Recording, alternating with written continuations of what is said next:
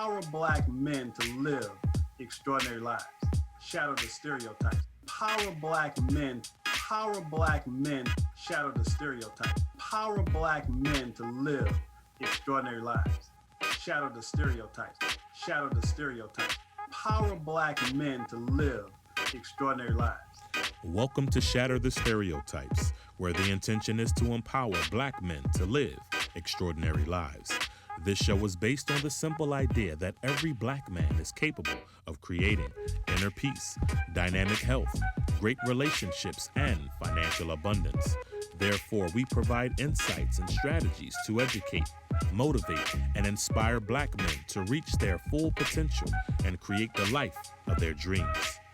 So if you're ready for some high-octane motivation and inspiration that supports and empowers you to live the life you were born to live, get ready to shatter the stereotypes so you can build a life that lights you up and positively impacts the world. So now, let's shatter the stereotypes with your host, Coach Michael Taylor.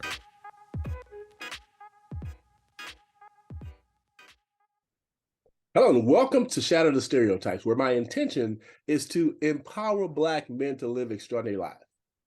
You see, there's never been a shortage of Black male role models. There's only been a lack of exposure of those role models in mainstream media. So my intention is to showcase and highlight Black men and women who are doing remarkable things in the world. And my guest today is doing just that. Her name is Seneca Dunmore, and she is known as the Pint-Sized Powerhouse. She's an angel investor, she's an international speaker, and the founder of Access Granted, which is the #1 conference for small business owners. She's also a doctoral candidate who is continuing to learn and grow both personally and professionally.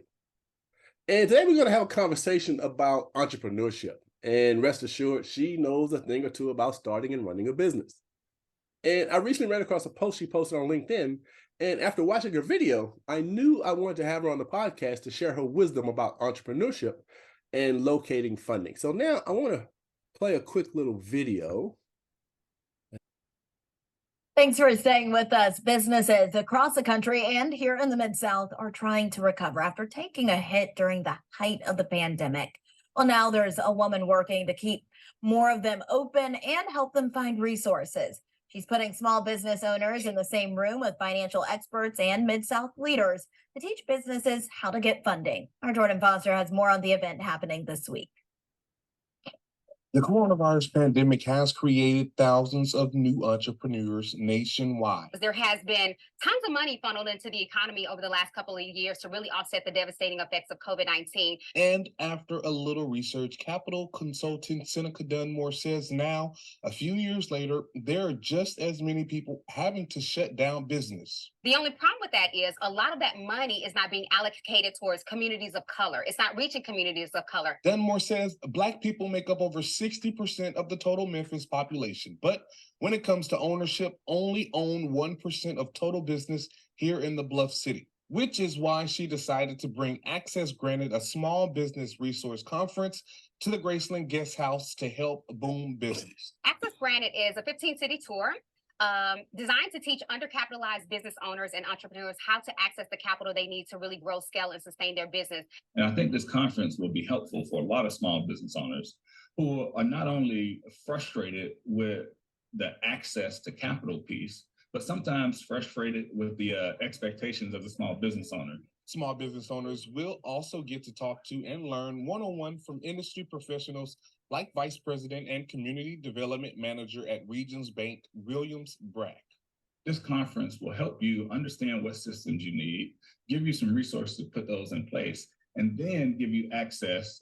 Seneca and Access Granted will give you an opportunity to have access to some of these resources. For more information on how you can sign up, head over to our website, abc24.com.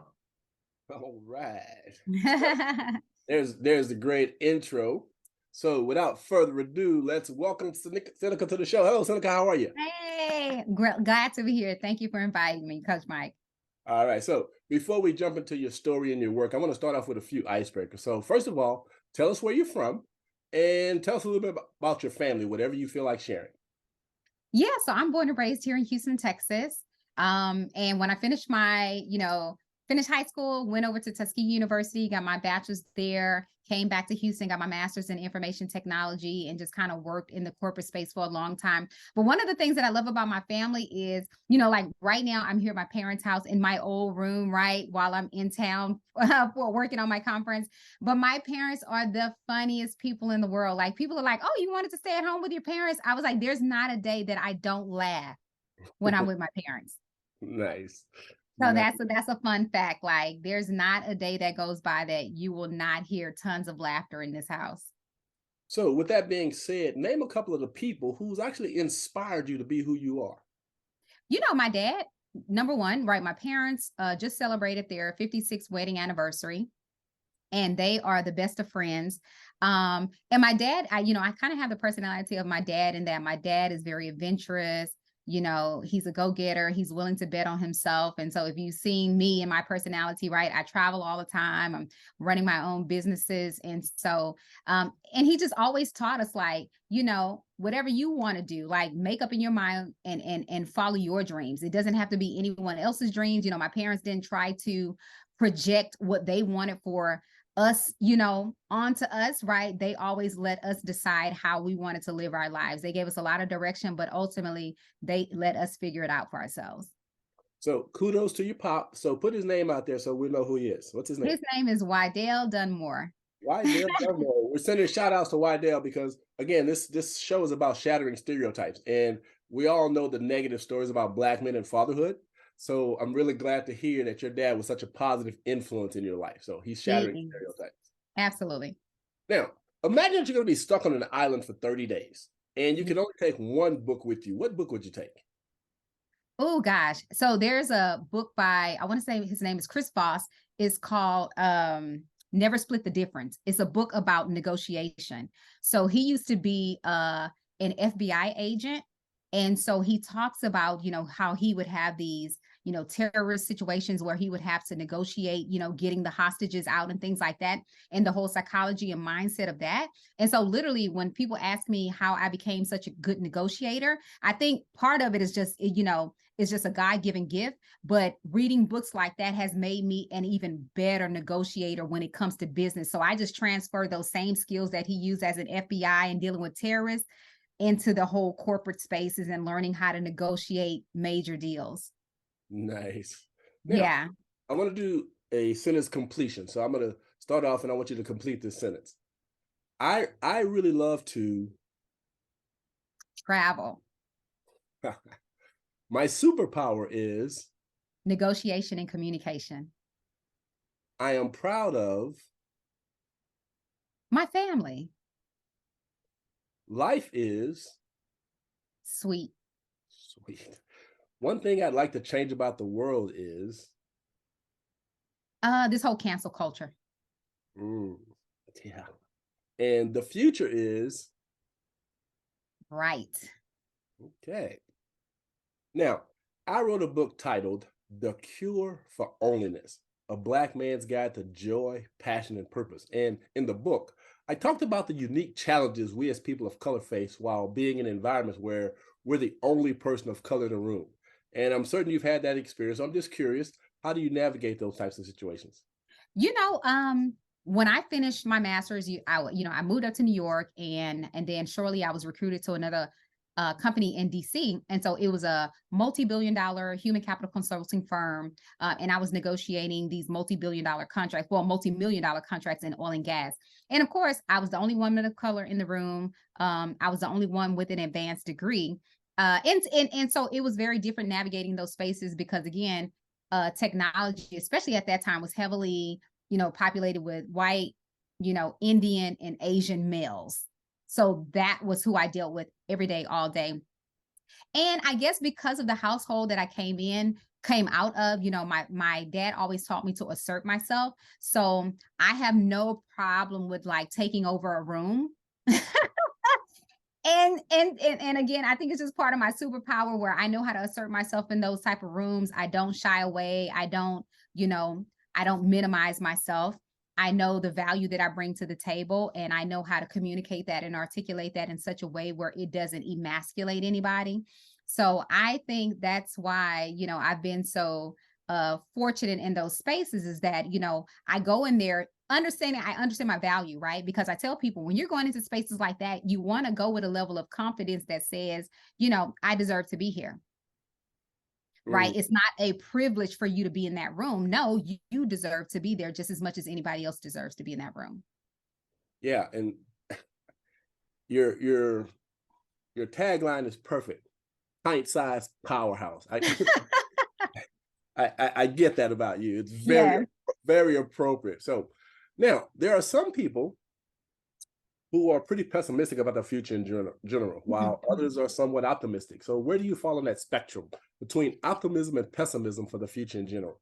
Well, I always think that the glass is half full, right? So you know how that whole analogy, you can look at the glass is half full or half empty. It's all about perception. And not only that, because I'm an investor, right? You know, when the market makes a significant downturn like it is, right?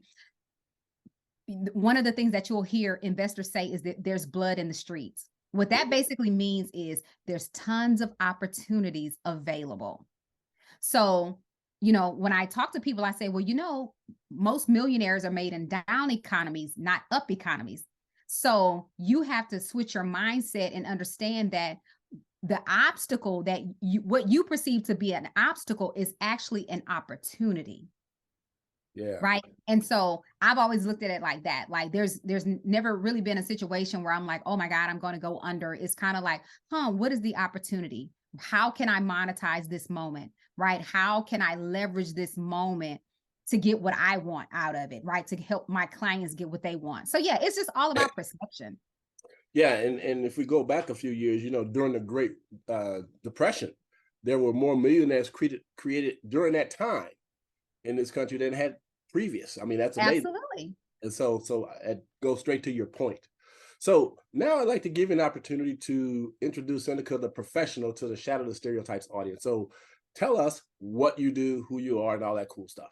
Yeah, so I'm an angel investor. I'm an international speaker, been to over 45 countries. I'm a speaker coach, so I help new and aspiring speakers learn how to build a speaking business from the ground up and also learn how to maximize it and monetize it. I also deal with a lot of high impact professionals and showing them how to leverage professional speaking and pitching as a primary vehicle to secure funding for their business. So during the pandemic, I started my organization, Dunmore Capital Ventures. And our mantra is all about connecting founders with funding, right? And so that's why I started the whole Access Granted Conference.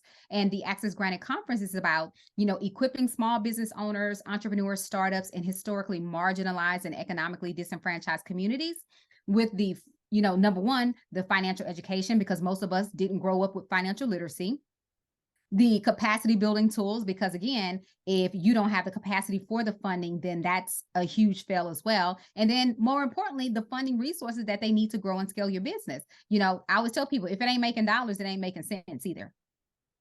Right. It needs to, you know, you need to have cash flow in your business. You need to be a profitable business. If you are the CEO of your company, if you are a business owner, you have a civic, a moral, and a fiduciary responsibility to make money, period. I love it. So with that being said, let's talk about entrepreneurship now. Yes. It is my belief, okay, this is Michael Taylor's belief, that there's never been a better time to become an entrepreneur than right now. I agree totally. And the primary reason I feel this way is because of, number one, advances in technology and access to information. I think those are the two drivers that fuel my optimism. So what are your thoughts about starting a business today? Absolutely. I feel like there's no better time. This is the most opportune time to start a business, right? Because again, you know, what most people see as an obstacle, it now becomes an opportunity. So think about like when COVID hit and all of the people who were savvy enough to say, oh, well, why don't I create masks, right? Sell these masks. I know people who became, you know, millionaires, printing and selling these masks because they saw the opportunity to capitalize on the market. So yeah, and then now it's easier than ever before with AI technology. I mean, literally, you know, I was writing a report the other day and used AI to help me generate something. I mean, it was phenomenal. I was like, oh my God, if this had been available when I was in school, you know, I would have been like light years ahead of the game because again, You know, I remember when we were using Encyclopedia Britannicas and stuff to do reports. So now, you know, but with AI technology, right? You feel me, you understand. But yeah, the way the market is right now, there's tons of opportunity. There's tons of resources. Everything is at your fingertips, right? If everybody has a phone, a smartphone, which is basically a mini computer, right? You can access anything you want right from the palm of your hands. So really, there's no excuse, right? I always tell people, just like they say, ignorance of the law is no excuse. You have no excuses right now because you have everything, all the resources you need at your fingertips. Absolutely. So let's go back a few years, and I want to talk about your very first business. Yes. What was it, and when did you start it? So I left corporate America in October 2014, started my speaking business in May of 2015, and by July of 2016, I was an international speaker. So that's what I did. I left the corporate arena to start my international speaking business, and that was one of the best decisions I ever made, because again, I was working in corporate spaces where, you know, I was negotiating these multi-million-dollar contracts, and you know, I was only being paid a salary, and then I was watching all these white boys ride off into the sunset with all of the money that they were making off the contracts that I was negotiating. And so I said, you know, clearly if I can do this for a multi-billion-dollar organization, I can scale it and do it for myself. Mm. So that's how that, you know, that was my first business, was my, you know, my speaking business. And then that kind of transformed into adding on coaching. And then during the pandemic, also picking up the angel investing and, you know, being a capital consultant, showing other individuals how to access capital. Now let's jump into that just a little bit. Now, as a Sure. speaker, as a speaker myself, I just love speaking. That's my passion. It's what I do. Yes. And I don't know if a lot of people are familiar with this whole speaker circuit thing. Yes. So kind of talk about, as a business, because there's a speaker business that you can set up, like you just mentioned. Yes. Can you kind of talk about what's involved in having a speaker business? You know, for me, well, number one, you need to have a signature talk, right? Like, what is it that you do? You know, what do you represent? What is it that you do? What is it that, you know, what do you bring to the world? You know, what is your ideal audience wanting from you? So understanding what that is, you know, and that for me, that was my driving force, right? I had a story to tell, and I kept being invited into different spaces to tell that story. And I had no idea that I could actually monetize it. Like, I was like, people want to, you know, they pay me to hear my testimonial, like, in my story. So I think definitely starting there, like understanding, you know, what your talk is all about. What is your signature talk? What is it, that thing that gets people fired up and motivated? And, you know, so I would say starting there would be the biggest thing. And then, of course, at some point you have to put some structure around it, right? For me, I remember like getting business cards printed, and then I built a website, and, you know, it was kind of like, you know, if you build it, they will come, right? I started building it out. And as I did that, I had more opportunities coming my way. Mm. Now, it's been said that the number one fear, even ahead of death, is public speaking. Yes. People are terrified about public speaking. Mm-hmm. So what would be some tips you'd offer to that person who's watching this and he's thinking about, you know, maybe I could do this too? What would be a good place to start for them? I always tell people repetition breeds comfort, right? So a lot of times the reason why people are so nervous about speaking is because, you know, they've never done it before. They've never really practiced their craft. And so, you know, I remember when I started speaking, I would go practice at, Toastmasters, right? I was a part of Toastmasters. And so if I was hired to come speak somewhere, I would go practice at Toastmasters first and kind of see how the audience received it there. And that way it was a safe space where I could tweak it. I could get constructive criticism. And so again, I always tell people, like, it comes off as, when I get up there, like, oh my God, it just flows. But again, it's because I'm doing the work behind the scenes. I literally, like, I write out my, you know, a lot of my speeches. And then what I'll do is I'll record them on my phone. And when I go to sleep at night, I'll put my headphones in and listen to myself giving the actual speech. So I'm literally programming my subconscious. So by the time I get to the stage, now that muscle memory takes over and kicks in. Yeah.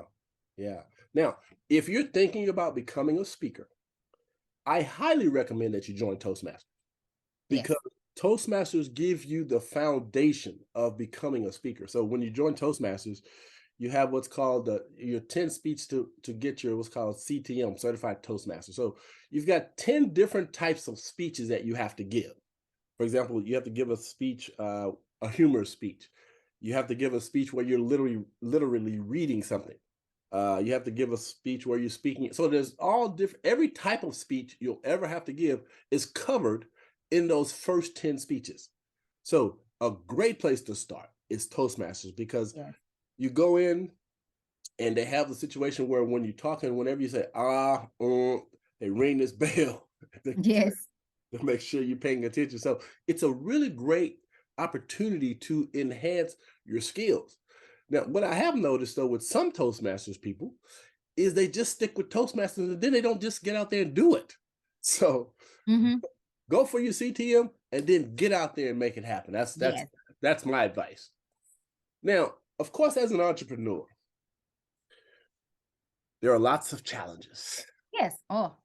Lots of obstacles. Yeah. But what I also know that every obstacle, as you mentioned earlier, brings us an opportunity to become better. So I'm curious, when you were launching your speaking business, what were some of the challenges you had to overcome to really get that thing to get some legs and go? You know what? Just putting kind of systems and structure and automation and things like that in place, because, you know, you're having to market yourself and really put yourself out there. And you can do that one-on-one, right? Reaching out to each individual's, a one-on-one and things like that, but it can be very tedious. So you kind of need to put some structures in place where it's like you can reach out to multiple people at the same time. That's why, I'm a huge advocate of, resources like LinkedIn Navigator and things like that, where I can create lists and I know exactly who I'm going after and all of that. But I would say that was probably my biggest hurdle, is just in the beginning, not having enough systems and structure in place. And so I was kind of like one-offing it, right? Like one off here, one off there, where I hadn't systematized it yet to make, and really streamline it so that I had consistent cash flow in my business. Now, here's the big F word that some entrepreneurs deal with and don't deal with it properly. And that F word is failure. And I have come to know that every adversity, every challenge in our personal and business life brings us an opportunity to grow. Yes. Therefore, all obstacles brings us a gift and a lesson. Yeah. If we're willing to look deeply enough. So I'm curious, how do you deal with failure? Failure is a hard thing. It's never fun, but it's a part of the process. And so when you look at, multi-billionaires like Warren Buffett will not invest in any business that has not, he won't invest in any CEO who has not failed in business at least twice. So while most people are thinking of this as like a bad thing, you would think, why would someone of his caliber, a multi-billionaire, invest in people who have failed? Because again, now you've proven that you know how to pick yourself up, you know how to start again, right? You know how to get back in the game. And so if failure takes you out, that's clearly not the person I want to be doing business with. Because if you fall and you don't know how to bounce back, you don't have that grit, that drive, that determination, then, I don't want to be the person standing behind you, pushing you and having to motivate you the whole time. I want someone who's self-motivated, who has enough drive and has enough grit to, take that failure, learn from it, right? And see how they can use that to do to do things better the next time. Yeah. Now, excuse me. As someone who had to overcome divorce, bankruptcy, foreclosure, depression, I was actually homeless for 2 years, living out of my car. But I had this vision. I had this dream that I was going to be able to rebuild my life and it was going to become extraordinary. And during the darkest period of my life, I'll never forget, I was sleeping in the backseat of my car and I had these sticky notes and I would write my little visions my little goals on these sticky notes, and I would put it on the back seat of the car where I was sleeping. Yeah.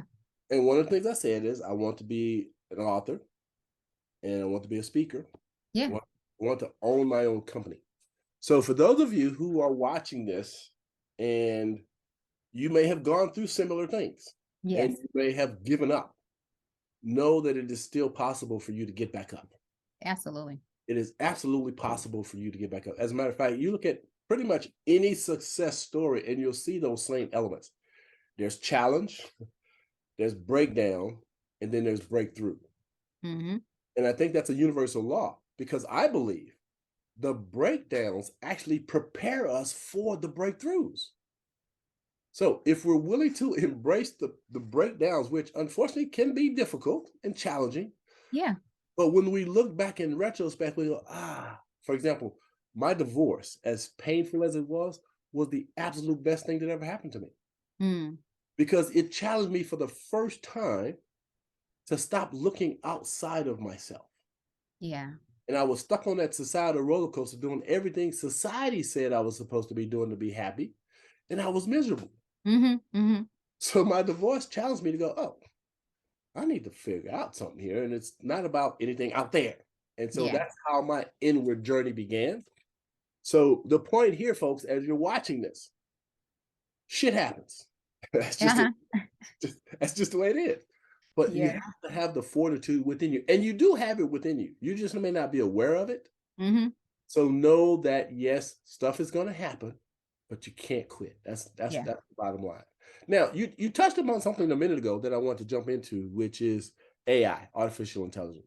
Yes. And again, I mentioned my optimism comes from technology and access to information. So for those people who may not know what ChatGPT is or AI and how they might incorporate that in their business, can you give us a Cliff Note version of how you see AI?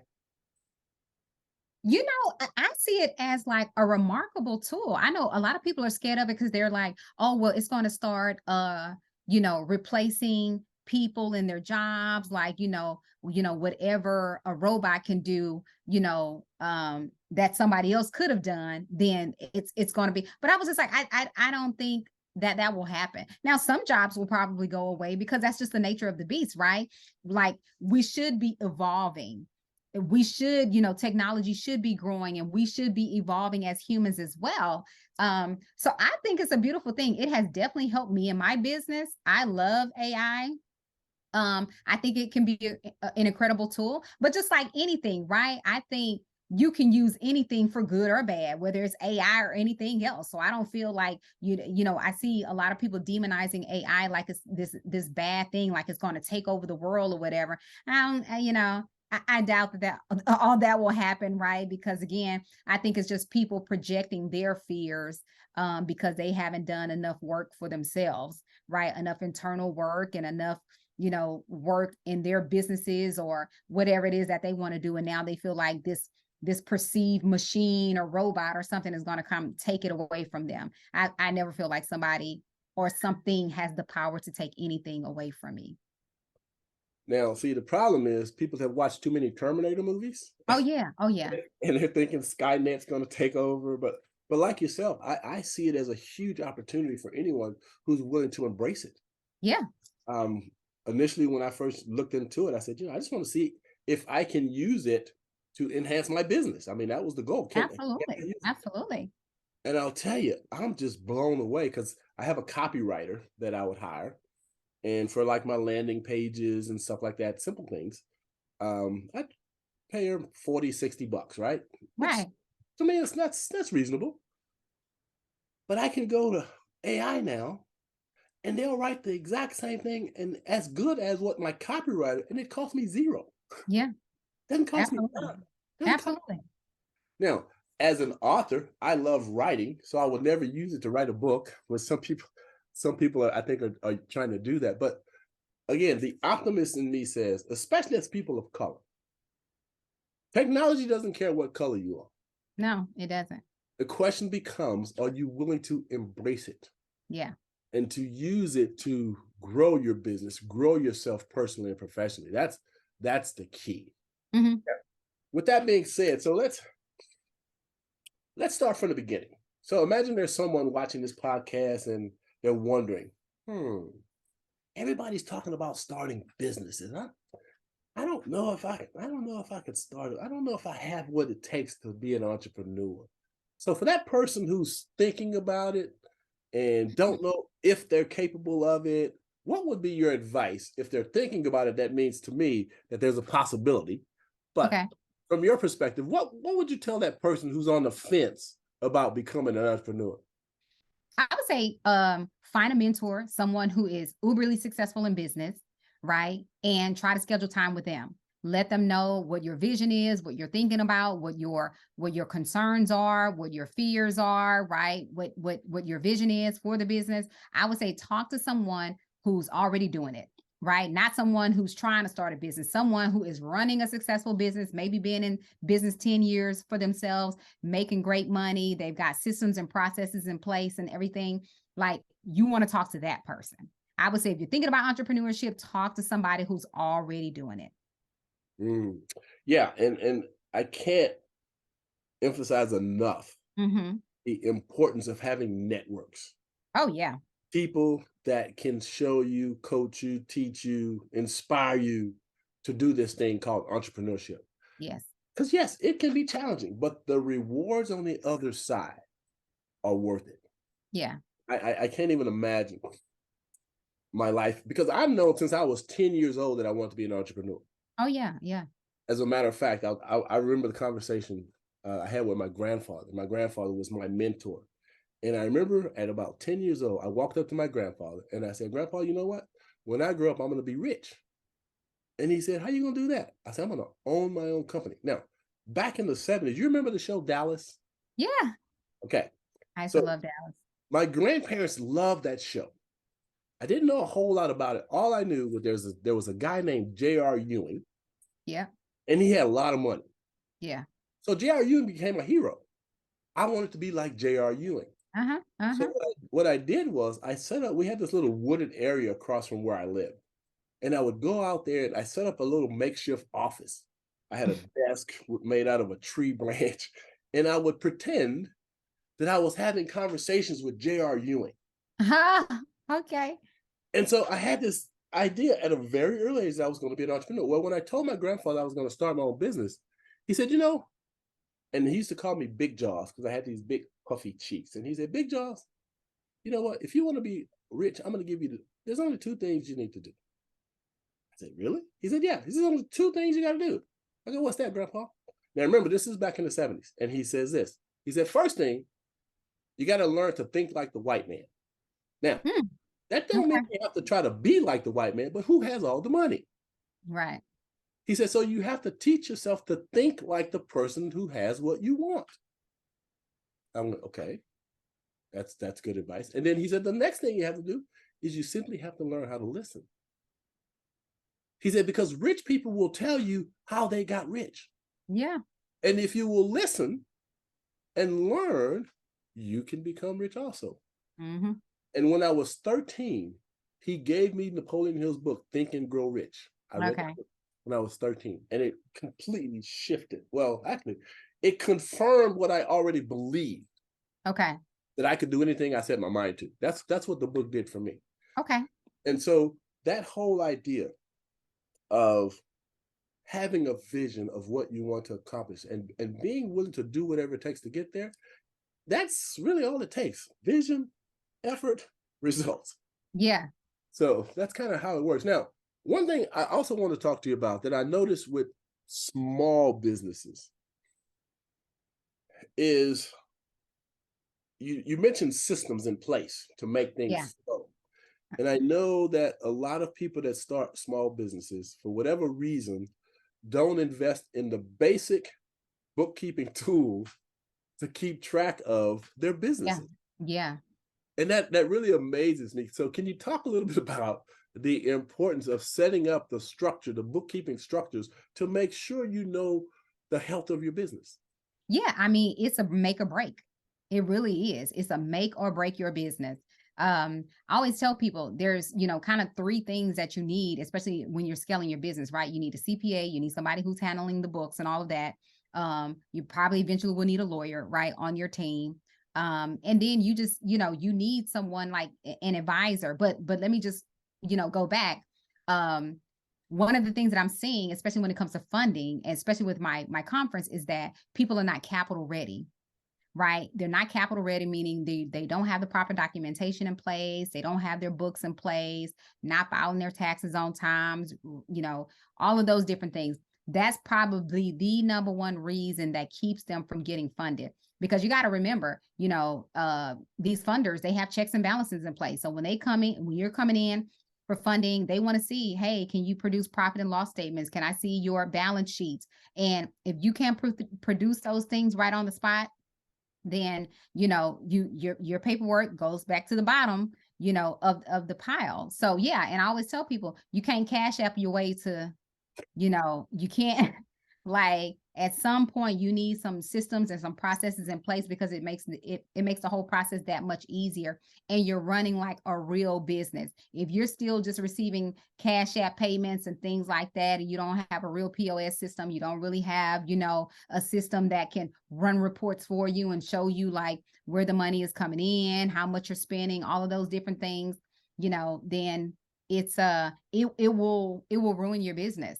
And so I always tell people, you're going to pay on the front end or you're going to pay on the back end, but you're going to pay. I would rather pay on the front end, invest in somebody. If you don't know how to do it yourself, then, try as much as possible to put some money aside to allocate towards somebody who can, run that back end for you and watch your books and accounting for you. Because again, it will make or break your business. It's a must have in your business. It's a must have. Absolutely. And again, coming back to technology, when you start talking about POS systems and ways to keep track of your products and sales and all that, there's so many amazing platforms out there. Shopify is one of my favorites. I love Shopify. Yeah, I just signed up for Shopify. Yeah. But just for you as an entrepreneur, as you're putting these things in place, the question becomes, are you willing to learn new things? Yeah. You can't hire someone to do all these things. If you're willing to learn them, you can do a lot of it on your own, but you still will need some people outside of you. Mm-hmm. But this technology, like Shopify and some of these other parts, they're amazing. And absolutely. It allows you to, like, I had a book signing, right? And I have my phone, sell my books right through my phone. I mean, yeah, it's amazing. Yes. Amazing. Now, Seneca, let me ask you this. So what would you say are, let's say, the three biggest mistakes first-time entrepreneurs make when starting a business? Well, number one, they think they got to have everything all together, right? They think like, oh, I need to have business cards. I need to have a website. I need to have this. Those things are great to have, but they're not profit producing. They're not revenue generating. Those business cards are probably not helping you generate capital in your business, right? So they focus on some of the wrong things. And not saying that they aren't important to your business, but I'm saying that's probably not the first thing you need to be worried about, right? Is, having a magnificent website. I mean, most of the time people are going to your social media page, and if you're posting stuff there, they can get a great idea of who you are and what products and services you offer. So that's one of the biggest mistakes, is that they think they got to have it all together. Number two is they're talking to the wrong people. So when because most of us grew up, in historically marginalized and economically disenfranchised communities, we weren't privy to have these type of conversations with angel investors and venture capitalists and business owners and things like that. I always tell people, the business owners who I knew in my community, the entrepreneurs in my community, were the dope dealers. That's who I knew, but again, so there, a lot of times you're talking to the wrong people. You're talking to your friends and family about running a business, and guess what? They've never run a business. So again, talking to the wrong people. What's another thing? And not investing in yourself. Like, as I run a business, I'm always looking for more creative ways to do things, ways to leverage technology and all of that. Like, I'm always doing a lot of self-development and business development. And again, if I want the business to run efficiently, then I've got to make sure that I'm investing in the business and I'm investing in me. So again, I tell people the reason why I became an international speaker so quickly is because when I started my speaking business in 2015, I went to a speakers conference in Delaware. It was $4,000. And that did not include my flight. It did not include my hotel. It did not include my food. That was simply for the conference. But that was one of the best decisions I ever made, because investing in that conference, which was an investment in me, expedited my journey to becoming an international speaker. So in less than a year, I was doing my first international speaking engagement in Darling, South Africa, after going to that speakers conference, because I was learning from someone who was already an international speaker. She was already a multimillionaire. She was already killing the game, right? So I wanted to learn from her, and it paid off. So again, a lot of people are always trying to nickel and dime it, and they're always trying to find, the easiest way. They're trying to find a shortcut. They're trying to find, a workaround. And when it comes to your business, there are none. You have to make the investment in yourself if you want a viable business that's going to be profitable. If you're not willing to invest in yourself, then I don't know why you find it offensive when nobody else takes you serious or wants to invest in your business. There you go. I love what Anthony Robbins said. He says, the key to success is CANI, C-A-N-I, constant and never-ending improvement. Yeah. We've got to invest in ourselves, in our own potential. And that's why I became a life coach, to help people understand how important that is if you really want to be successful. Now, absolutely. So I'm curious, what role, if any, does spirituality have in your business? Oh, number one, like there's no point in time that you're going to see me get on stage or host an event that God doesn't come up, because he's the reason for it all, right? He's the reason I got into business. That's how I got into speaking, was with my testimony, right? The power of positioning, where I talk about my journey through, dealing with a health issue and how I came through that, and how I use the power of, confession, right? Saying these daily affirmations, talking about, what God has already done for me through his word. I always tell people, God wants us to be prosperous. He wants us to live a beautiful life, right? The word says, beloved, I wish above all things, not some things, all things, that you prosper and be in good health. He says, I delight in the prosperity of my servant. So when I'm coaching and talking to people, like I start with biblical principles, because I build everything around that. Nice. So yeah, that's number one in my business. Nice. Now, I wrote a book titled The New Face of Entrepreneurship, an entrepreneur's guide to joy, passion, and profit. And in the book, I talk about the importance of entrepreneurship as a form of creative expression. Yeah. So for me, that's what entrepreneurship is. You have, some people are artists, some people are singers, some people are writers. It's just a form of creative expression. I think entrepreneurship is the same. Starting and running a business should be an expression of your passion and your joy. So what are your thoughts? What are your thoughts about that? Oh, it absolutely should be that. Because again, when I was in corporate, I was chasing the money. I was young, in my 20s, coming out of, grad school, in technology, which was the hottest thing at the time, making a lot of money, but I was miserable. I was making a lot of money. I was doing something that I was good at, but it's not what I was called to do. It was not what I wanted to do. And it was something that, but I appreciate and I love the experience, because I transferred those same knowledge and skills into entrepreneurship, into what I really wanted to do. So I think that's really important, to find whatever it is. What is your passion? What would you do for free? I told people, like, when I was in corporate, I was speaking for free anyway. And so now, I'm always amazed, like, wow, the type of checks people will write just to hear me speak about a particular topic. So I think entrepreneurs should be that. I work a lot because I love what I do. When people are like, oh, you're always working and you're always doing this. And I'm like, well, it's not really work to me, because I enjoy every moment of it. Yeah, there's times where I get, tired and I need a little bit of break and I need to pull back and have a little sabbatical, but it just makes me more energized when I come back. Yeah, absolutely. Now, in the old paradigm of entrepreneurship, we were taught that we have to work hard and grind it out. So there's a lot of entrepreneurs that think they have to work 70 to 100 hours a week. I don't believe that. I think that's an antiquated way of doing business, but yet it's promoted that that's what it takes to be successful. So I'm curious, from your perspective, is that something that you adhere to, or is that something you disagree with about the 70 to $100 work week? What do you think? Oh yeah, no, I absolutely disagree. I do not adhere to that. Since the pandemic, I've worked less and made more. Because now I know, I know how to hone in on my talents, my skills and abilities, my superpower, right? And so I don't believe in this whole idea of you got to work and grind and get it out of the mud. I already get it out of the market, not the mud. Okay. So yes, and again, a lot of us have been indoctrinated to believe that, I have to stress that to a lot of, especially Black women all the time, because it's like, oh, I've got to be strong and powerful and independent. No, you can be strong and interdependent, right? Because it's going to take all of us.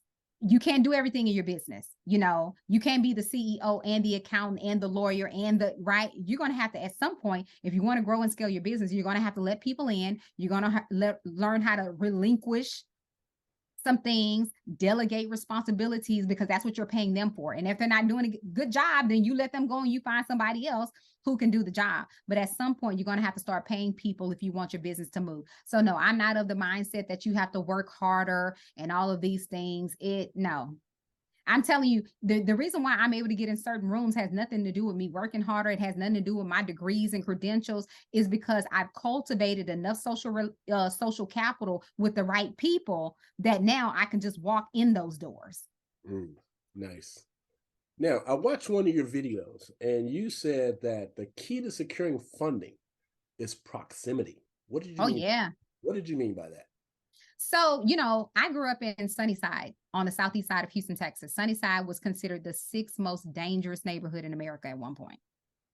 I mean, crime was par for the course, drugs were running rampant in our community. And it wasn't until I got outside of Sunnyside that I realized Sunnyside was not a bad neighborhood. Sunnyside was an economically disenfranchised community. What we were in proximity to were the wrong things, right? It was easy to get an AK-47. It was easy to get drugs and things like that in my community. We were not in proximity to business owners and venture capitalists and angel investors and bankers who had a vested interest in building up the community. So I tell people, how differently would Sunnyside have looked? How differently would my community have looked had we been in proximity to the right people? And so the reason why a lot of people are frustrated in their business when it comes to building the business and monetizing it is because you're not in proximity to the right people. Again, you've got to get in proximity to the people who are already running successful businesses, who are already making a lot of money in their business. And that was the whole point behind, access granted, is that I wanted to pit the people, the struggling entrepreneurs, right, the undercapitalized business owners, in proximity in the room with the individuals who are already doing it and doing it well. They already have the resources, right? So it takes all of the guesswork out of it for you. You don't have to wonder about who do I need to be speaking with, or how do I go about, these are the individuals. This is what they do for a living. So you need to be in proximity to them. There's a venture capitalist, Henry John, that I love listening to. And he said, you can't be what you can't see. Yeah, absolutely. So if you can't see them, right, if you're not in proximity to them, then it's hard to be that. You need to see them.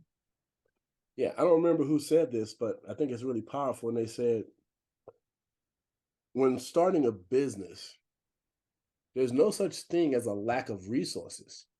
There's a lack of resourcefulness.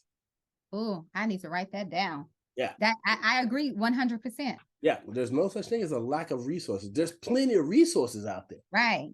The question becomes, do you have the resourcefulness to find it? That's right.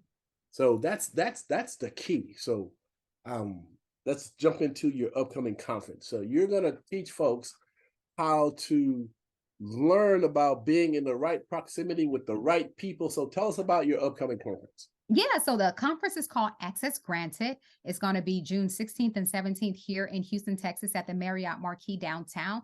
And absolutely, it's all about, putting small business owners, entrepreneurs, and startups who are struggling to access capital in their business in proximity, in the room with the actual venture capitalists, the angel investors, the financial professionals. So we're going to be talking about the financial education that you didn't get, right?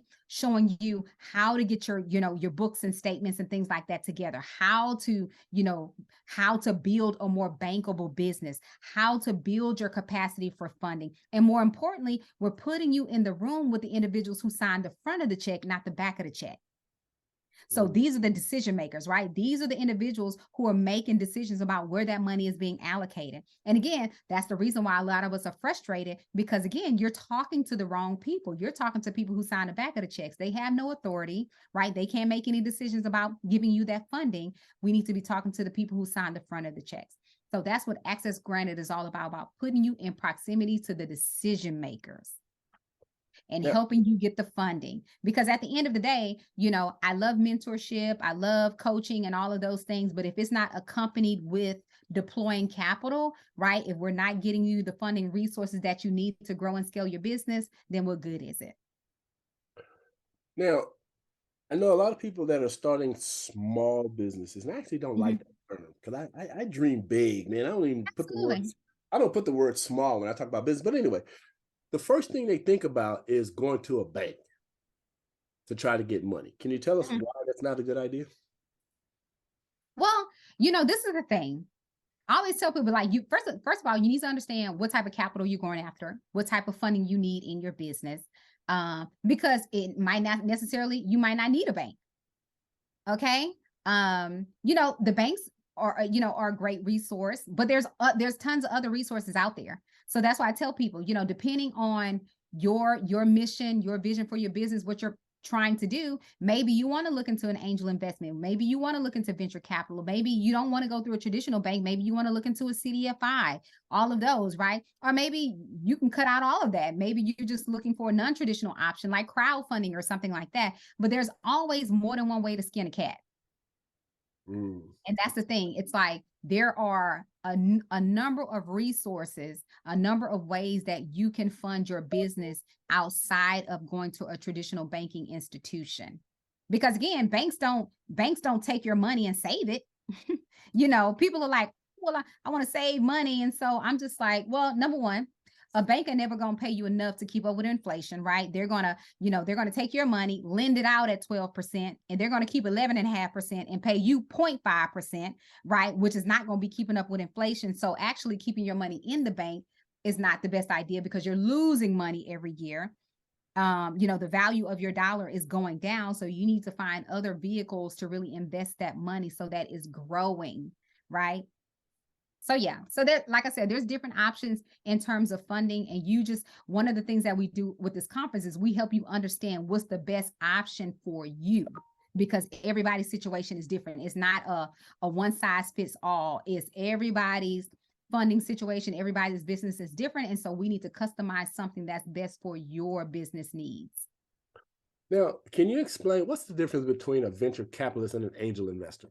Yeah. So an angel investor is, a wealthy individual, someone who makes over $200,000 as an individual or $300,000 as a couple, and they invest their personal wealth into startups, right? So say like, I would, if someone came to me with a hair care line and they needed a $10,000 investment, well, they wouldn't have to go to a bank. They can say, well, Seneca, I would like to partner with you. I would like a $10,000 investment, and I'm willing to give up 15% equity in my business, right? So now I own 15% of their business. They keep the other 85.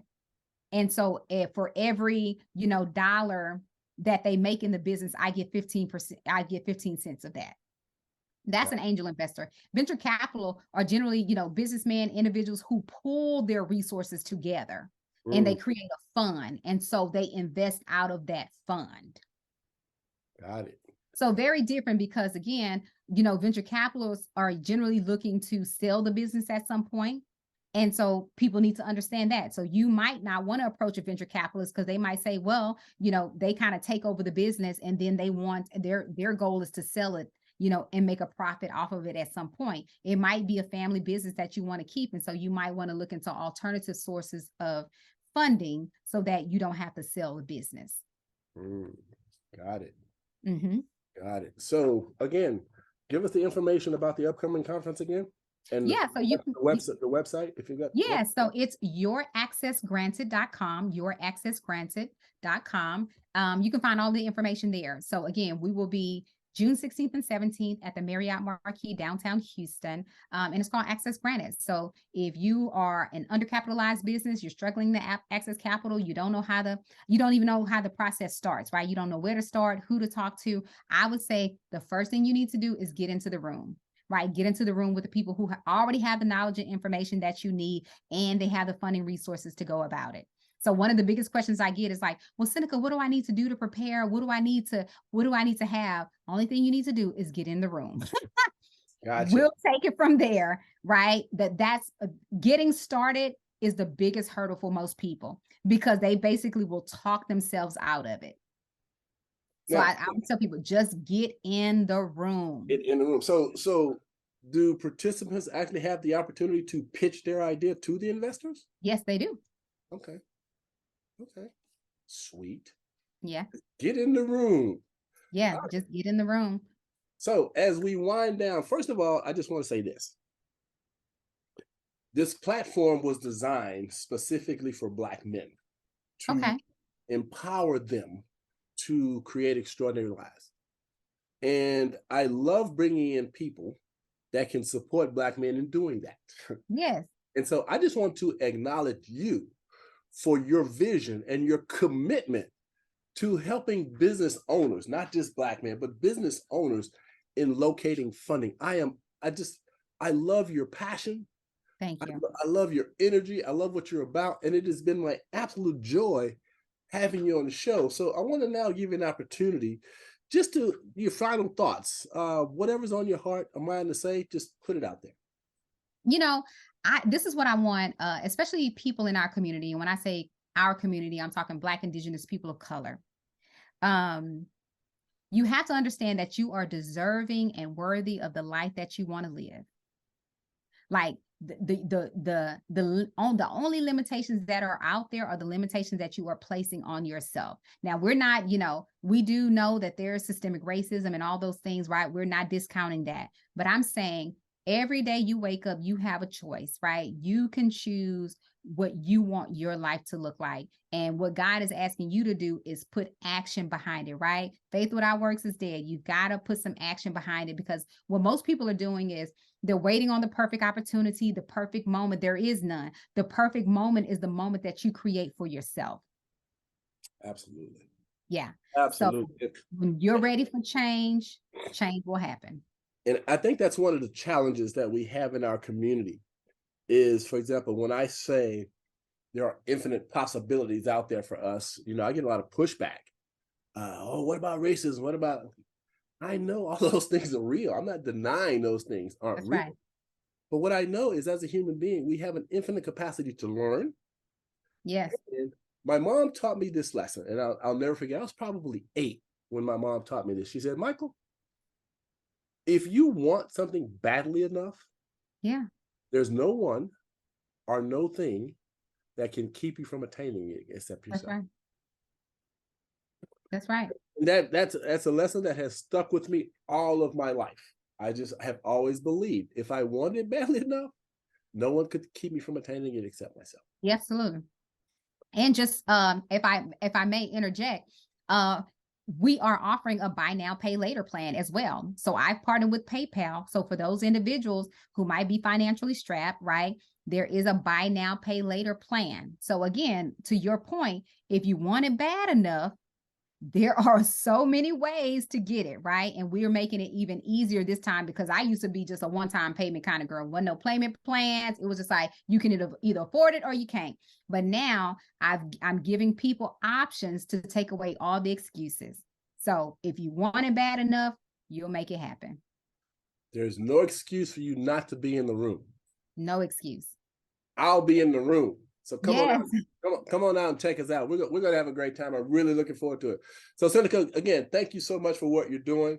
And I will actually have a link below the video so that it'll click to your website. So hopefully we'll get some folks coming out. So again, absolutely. I love that. Thank you for how you show up in the world, sweetie. I just love you. Thank you. I appreciate you. All right, guys, this has been another episode of Shatter the Stereotypes. So get out there and make your dreams come true. We'll see you next episode.